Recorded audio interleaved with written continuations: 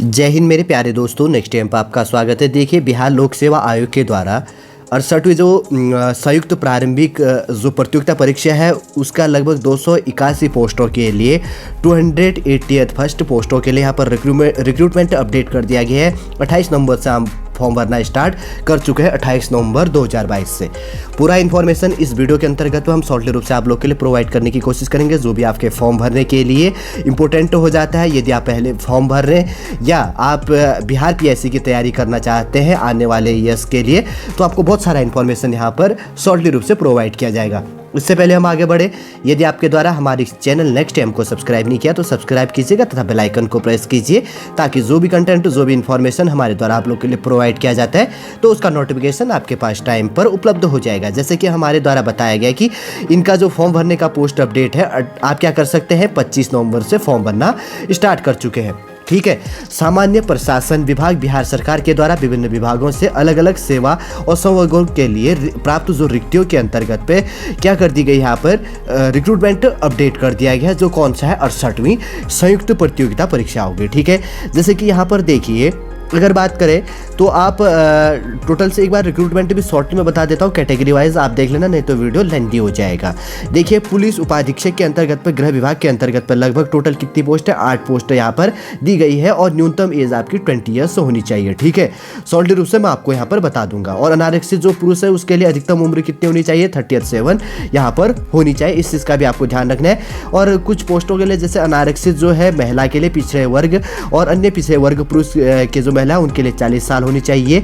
अनुसूचित जाति एवं अनुसूचित जनजाति पुरुष एवं महिलाओं के लिए 42 साल अधिकतम यहाँ पर मांगी गई है बहुत सारे पोस्टों के लिए। ठीक है।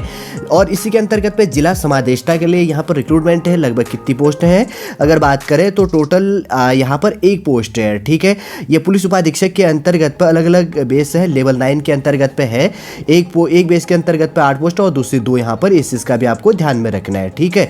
और जैसे कि यहाँ पर देखिए, एक चीज़ तो यह है कि स्वतंत्रता सेनानी जो पोता नाती पोतों के लिए कोई रिक्रूटमेंट है नहीं, बहुत सारे पोस्टों के लिए, दिव्यांग के लिए नहीं है। और न्यूनतम एज क्या है, 20 ईयर्स होनी चाहिए। और अधिकतम बेस में मैं आपको बता दे रहा हूँ, कैटेगरी वाइज आपको यहाँ पर ध्यान में देखना है। ठीक है।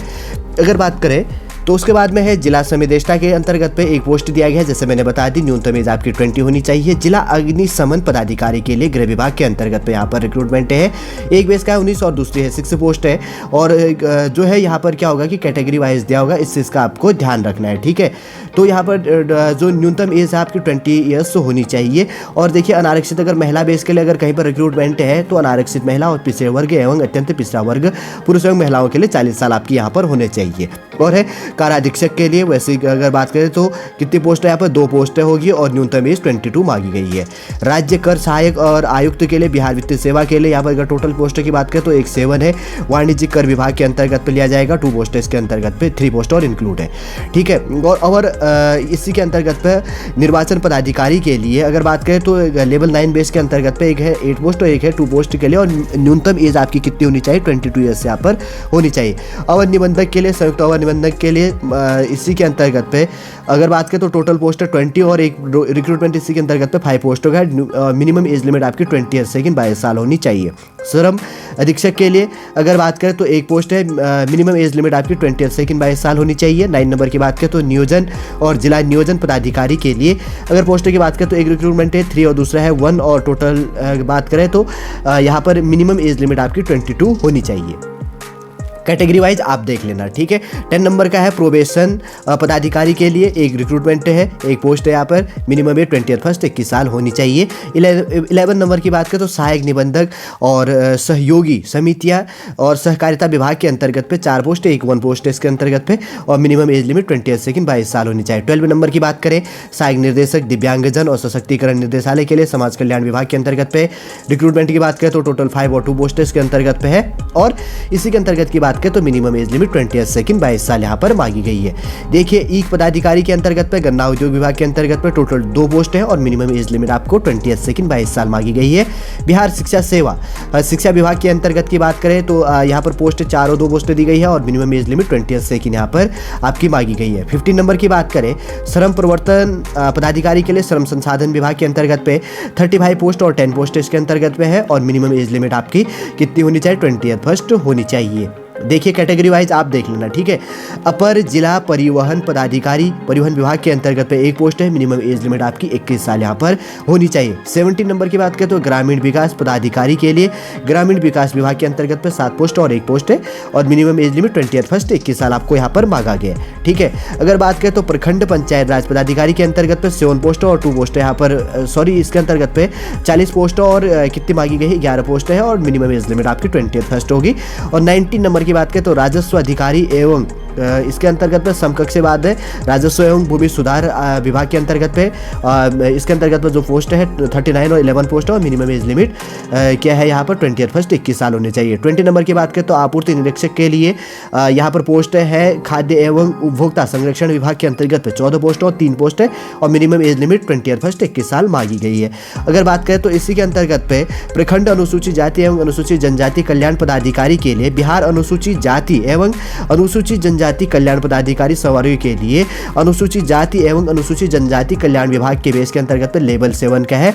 टोटल 60 पोस्ट और 17 पोस्ट यहाँ पर होगी, मिनिमम एज लिमिट आपकी 21 साल मांगी गई है, ठीक है। जैसे कि 261 पोस्ट है यहाँ पर क्या होगी, हॉरिजॉन्टल और वर्टिकल बेस में दिया होगा, थोड़ा सा आप जो है कैटेगरी वाइज इस चीज़ का आपको ध्यान में रखना है, ठीक है। 281 पोस्ट है टोटल यहाँ पर दी गई है, ठीक है। जो इसके अंतर्गत जो रिजर्व्ड बेस है तो कितने 77 पोस्ट है इसके अंतर्गत पे आपकी होगी। अब देखिए क्वालिफिकेशन काफ़ी इंपॉर्टेंट हो जाता है, यहाँ पर लिखा गया है जैसे शैक्षणिक योग्यता, तो आपके पास में क्या होना चाहिए, bachelor degree in any stream in any recognised university in India, bachelor degree आपके पास में होना चाहिए। और पोस्ट वाइज जैसे कहीं पर कुछ एलिजिबिलिटी और होनी चाहिए, जैसे आपके पास में क्या है कंप्यूटर सर्टिफिकेट एटसेट्रा, कोई चीज़ और चीज़ मांग ले, जैसे कि यहाँ पर हिंदी में भी लिखा गया, मैं चीज़ पढ़ देता हूँ। ऑनलाइन आवेदन भरने की अंतिम जो तिथि है आवेदन को सारणी इसके अंतर्गत पे क्या है स्नातक अथवा उसके समतुल्य परीक्षा आपको उत्तीर्ण होनी चाहिए, और इसी के अंतर्गत पे और एटसेट्रा अगर कोई चीज़ डिग्री अनिवार्य मांगा गया है तो वो चीज़ आपके पास में होनी चाहिए, ठीक है। जैसे कि आपको कहा गया कि स्नातक अथवा स्नातक में अग्नि अभियंत्रण अथवा यांत्रिक ऑटोमोबाइल विषय में अभियंत्रण स्नातक की डिग्री आपके पास में अनिवार्य रूप से होनी चाहिए किसी बेस के लिए, ठीक है। रिजर्व आपको दिया जाएगा, इस चीज़ का आपको ध्यान में रखना है। देखिए अगर अनुसूचित जाति की बात करें तो आरक्षण जो कोटि है इसके अंतर्गत पे तो ये कोड ध्यान रखना 2, 3, 4, 5, 6, 7 करके है, अलग अलग कैटेगरी के लिए ध्यान रखना। अनुसूचित जाति के लिए, अनुसूचित जनजाति के लिए, अन्य पिछड़ा वर्ग के लिए, पिछड़ा वर्ग के लिए, और आर्थिक रूप से कमजोर वर्ग के लिए, ठीक है। ST SC EWE इसके अंतर्गत पे एक्सट्रीमली जो है यहाँ पे बैकवर्ड क्लास के लिए EBC जिसको कहा जाता है, और BC हो गया यहाँ पे बैकवर्ड क्लास के लिए, और EWS हो गया इकोनॉमिकल वीकर सेक्शन के लिए। सबके लिए 2, 3, 4, 5, 7 करके SC के लिए 2 है कोड नंबर, और ST के लिए 3, और EBC के लिए 4 है, और BC के लिए 5, और EWS के लिए 7 हो गया, ठीक है। इस चीज़ का कोड ध्यान रखना, क्या पता फॉर्म भरते टाइम पर अगर वहाँ पर मांग रहा हो, इस चीज़ को आपको नोट करनी है, ठीक है। अब अगर इसी के अंतर्गत की बात करें तो एज लिमिट देखिए किसी किसी पोस्टों के लिए देखिए यहाँ पर कहा गया है कि 1/8/2022 को न्यूनतम उम्र इसके अंतर्गत पे 20 वर्ष, 21 वर्ष, 22 वर्ष एवं अधिकतम अनारक्षित वर्ग के लिए 37 वर्ष होनी चाहिए। अनारक्षित महिला और पिछड़ा वर्ग और इसके अंतर्गत पे अत्यंत पिछड़ा वर्ग के लिए पुरुष एवं महिला के लिए 40 वर्ष तथा अनुसूचित जाति एवं अनुसूचित जनजाति पुरुष और महिलाओं के लिए 42 वर्ष, और सारणी फर्स्ट में अंकित सेवाओं में क्रम संख्या 1 से 3 की सेवाओं के लिए 20 वर्ष तथा क्रमशः 10-15 से 21 तक की सेवाओं के लिए 21 वर्ष तथा क्रमशः 4 से 9 एवं 11 से 14 तक की सेवाओं के लिए 22 वर्ष अनिवार्य है। किसी पोस्टों के लिए जो है मिनिमम एज लिमिट 20 है, किसी के लिए 21st, किसी के लिए 22nd मिनिमम और मैक्सिमम अलग अलग कैटेगरी वाइज अलग है, इस चीज़ का भी आपको ध्यान में रखना है, ठीक है। ये चीज़ तो आपने देख लिया होगा। अब बात करेंगे इसके अंतर्गत और क्या इंपॉर्टेंट इन्फॉर्मेशन आप लोग के लिए निकल कर यहाँ पर आ जाता है, ठीक है। अब देखिए फॉर्म फीस काफ़ी इंपॉर्टेंट हो जाता है फॉर्म भरने के लिए कि क्या कैटेगरी वाइज किस कैटेगरी के लिए, तो ये चीज़ ध्यान रखना। जैसे कि यहाँ पर लिखा गया है कि सामान्य वर्ग के लिए जनरल OBC और अदर स्टेट के स्टूडेंट इसको भर सकते हैं बिहार के अलावा। तो जनरल अगर OBC और अदर स्टेट के स्टूडेंट भरते हैं तो उनके लिए 600 रुपये फॉर्म फीस है, और इसी के अंतर्गत पे फीमेल कैंडिडेट केवल जो बिहार के डोमिसाइल है उनके लिए 150 रुपये है, और इसी के अंतर्गत पर और कैटेगरी के लिए जैसे दिव्यांग अभ्यर्थियों के लिए 150 रुपये, और जैसे कि मैंने यहाँ पर बता दिया है, ठीक है। आप देख लेना जो यहाँ पर इसके अंतर्गत पे आरक्षित और अनारक्षित वर्ग के लिए है तो उनके लिए 150 रुपये फॉर्म फीस है, उससे ज़्यादा नहीं है। और बिहार के अगर सामान्य वर्ग के है या अदर स्टेट के स्टूडेंट इस फॉर्म को भरते हैं तो उनके लिए 600 रुपये फॉर्म फीस है, ठीक है। फॉर्म फीस पे आपको पता चल गया होगा। फोटो भरनी है आपको अब इसके अंतर्गत पे प्रारंभिक परीक्षा के अंतर्गत पे क्या इन्फॉर्मेशन होगा, इस चीज़ का भी आपको ध्यान रखना है। अब कब तक आप फॉर्म भर सकते हैं, लास्ट डेट, ये चीज़ भी मैं आपको बता देता हूँ, ठीक है। अब आप क्या कर सकते हैं, अगर बात करें तो आपका जो लास्ट फॉर्म भरने का लास्ट डेट है वो है 20 दिसंबर 2022 तक आप फॉर्म भर सकते हैं। और आपका करेक्शन डेट क्या होगा, 30/2022 तक आपका करेक्शन डेट होगा। और एग्जाम जो शेड्यूल होगा जल्दी आप लोग को प्रोवाइड कर दिया जाएगा, ठीक है। अब साथ में कुछ सिलेबस भी बता देते हैं इंपॉर्टेंट, कितनी रिक्रूटमेंट है, किस बेस के लिए रिक्रूटमेंट है, कौन इसके लिए एलिजिबल है, एज लिमिट क्या होगी, और फॉर्म फीस किस कैटेगरी के लिए क्या होगा, कब से कब आप इसके लिए अप्लाई कर सकते हैं, किस कैटेगरी के लिए एज लिमिट क्या है, वो चीज़ हमने यहाँ पर डिस्कस कर ली थी शॉर्टली रूप से। अब प्री जो आपका एग्जाम होना है तो उसमें क्या होगा, एक बार शॉर्टली रूप से देख लो आप। जैसे कि यहाँ पर लिखा गया है कि प्रतियोगिता परीक्षा के लिए, ठीक है, प्रारंभिक प्रतियोगिता परीक्षा सामान्यतः अध्ययन विषय की होगी, जिसके सभी प्रश्न वस्तुनिष्ठ होगा, ऑब्जेक्टिव टाइप आपके क्वेश्चन होंगे, बहुविकल्पी होंगे। परीक्षा की अवधि आपको 2 घंटे की होगी, कुल 150 होंगे, ठीक है। 120 मिनट के अंतर्गत पे 150 क्वेश्चन आपको सॉल्व करने, और प्रश्नवार बहुविकल्पी उत्तरों में से प्रश्नवार किसी एक उत्तर का चयन आपको करना होगा, माइनस मार्किंग इसके अंतर्गत पर होगी, ठीक है। अब बात करेंगे इसके अंतर्गत पे मेंस के लिए जो एग्जाम होगा, मुख्य परीक्षा के लिए भाग सेकंड के लिए, पार्ट सेकंड जिसको कहेंगे, तो यहाँ पर लिखित परीक्षा 3 विषयों की होगी, जिनमें 2 अनिवार्य विषय क्रमशः होंगे। देखिए, सामान्य हिंदी 100 अंक का होगा, और इस विषय में 30% जो है कि आपको मार्क्स लेके आना होगा, ठीक है। और इसी के अंतर्गत की बात करें तो सामान्य अध्ययन पर जो पत्र फर्स्ट और पत्र सेकंड में प्रत्येक पत्र कितने होंगे, 300 मार्क्स का होगा प्रत्येक पेपर। इसके अतिरिक्त प्रत्येक अभ्यर्थी को वैकल्पिक विषयों के विषय कोड 4 से विषय कोड 37 तक में से मात्र एक वैकल्पिक विषय का ही क्या करना होगा, चयन करना होगा, जो कितना होगा, 300 मार्क्स का होगा। अभी मैं बताऊंगा इसके अंतर्गत पे, ठीक है। देखिए, इसके अंतर्गत पे जो अनिवार्य कोड है, अनिवार्य विषय तो आपके क्या है कि एक सामान्य हिंदी होगा, एक सामान्य अध्ययन प्रश्न पत्र होगा, एक सामान्य अध्ययन द्वितीयक प्रश्न पत्र होगा, कोड नंबर 1 2 3 हो गया।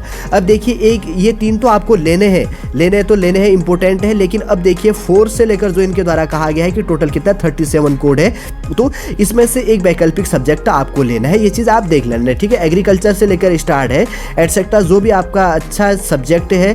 लास्ट है यहाँ पर 34 नंबर के अंतर्गत पे मैथिली भाषा और साहित्य के अंतर्गत पे 37 बेस के अंतर्गत पे, तो जो आपको इंपॉर्टेंट लगता है या जो आपका अच्छा सब्जेक्ट है तो आप क्या कर सकते हैं, ऑप्शनल पर उस सब्जेक्ट को ले सकते हैं, ठीक है।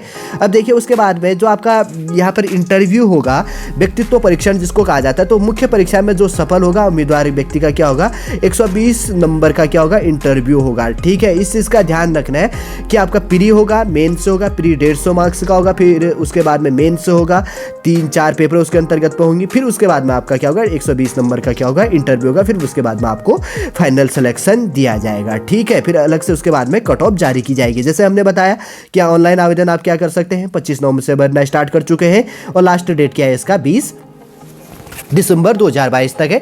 और 30 दिसंबर तक आप क्या कर सकते हैं, फॉर्म में अगर कोई मिस्टेक है तो उसको करेक्शन कर सकते हैं, ठीक है। आप डेबिट, क्रेडिट, नेट बैंकिंग जो भी फैसिलिटी आपके पास है उससे आप क्या कर सकते हैं, पेमेंट कर सकते हैं। सॉल्टी रूप से पूरा इन्फॉर्मेशन हमारे द्वारा आप लोग के लिए प्रोवाइड कर दिया गया है। बिहार पीएससी के अंतर्गत पर 68वीं जो बिहार पीएससी है, लगभग कितने पोस्टों के लिए यहाँ पर रिक्रूटमेंट है, 281 पोस्टों के लिए। जो भी आपके फॉर्म भरने के लिए शॉर्ट इन्फॉर्मेशन था, और जो न्यू बिगनर है, न्यू स्टूडेंट प्रिपरेशन कर रहे हैं, तो उनको कैसे फॉर्म भरना है, कैसे रिक्रूटमेंट अपडेट होता है और कैसे इसका सिलेबस होता है, वो शॉर्ट रूप से यहाँ पर प्रोवाइड करने की कोशिश की गई है। उम्मीद करूंगा दोस्तों इन्फॉर्मेशन आपको अच्छा लगा होगा। यदि आज का इन्फॉर्मेशन आपको अच्छा लगे तो लाइक कीजिए, कमेंट कीजिए, और हमारे इस चैनल नेक्स्ट एम को सब्सक्राइब कीजिएगा और बेल आइकन को प्रेस कीजिएगा। वापस हम नेक्स्ट क्लास के अंतर्गत आपसे मिलेंगे।